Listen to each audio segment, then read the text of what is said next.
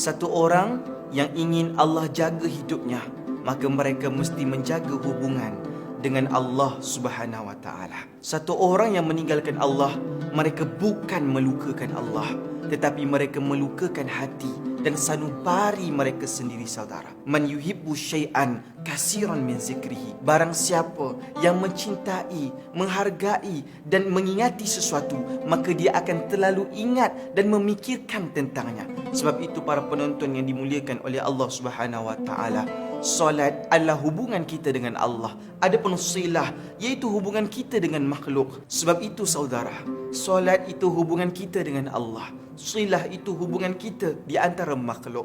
Satu orang yang berhubung dengan Allah Subhanahu wa taala, mereka mengingati Allah dalam seluruh kehidupan kita. Macam mana kita nak minta Allah Taala memakbulkan doa dan hajat kita seawal mungkin, tetapi kita tekar, kita sanggup melewatkan solat kepada Allah Subhanahu wa taala. Bukankah disebut dalam Al-Quran, alladzina yu'minuna bil ghaibi wa yuqimuna as-salah wa mimma razaqnahum yunfiqun. Mereka ini yang beriman kepada perkara-perkara gaib, yang yakin dengan perkara-perkara sam'iyat, yang yakin dengan dosa dan pahala. Mereka akan membangunkan sembahyang mereka dan mereka akan menginfakkan sebahagian daripada harta mereka, saudara. Jangan ditanyakan kenapa hajat kita belum terjawab kepada Allah Subhanahu wa taala, tapi tanyakan di manakah kedudukan kita di sisi Allah Subhanahu wa taala. Jangan persoalkan apa pemberian Allah. Ingat, keberadaan kita untuk sampai kepada Allah diperlihatkan tentang ketenangan kita berhubung dengannya. Satu orang yang ada masalah, yang ada pelbagai kekusutan dalam hati dan jiwanya, diperlihatkan siapakah rujukan pertamanya. Jika rujukan pertamanya itu kepada Allah, nescaya itu punya kekuatan sanubari yang sangat tinggi, saudara. Al-jawab, kenapa ramai orang solat hajatnya tidak mampu makbul? Kenapa ramai orang yang buat solat sunat istikharah tetapi tidak menjumpai jawapan dalam kehidupannya, saudara? Al-awwal, kerana mereka solat hajat bukan sebab Allah. Mereka solat hajat sebab hajat, saudara. Ditanyakan kenapa entum solat istikharah? Kerana peningnya dengan dunia, bukan kerana meminta jawapan daripada Allah Subhanahu wa taala. Begitu juga ada orang yang sibuk bangunkan duha, bangunkan tahajud, tetapi mereka tidak tahu tuntunan asalnya adalah meminta kepada Allah Subhanahu wa taala agar melihat diri kita ini, agar Allah perasan kita ini sebagai satu orang hamba yang cuba melakukan ketaatan kepada Allah Subhanahu wa taala.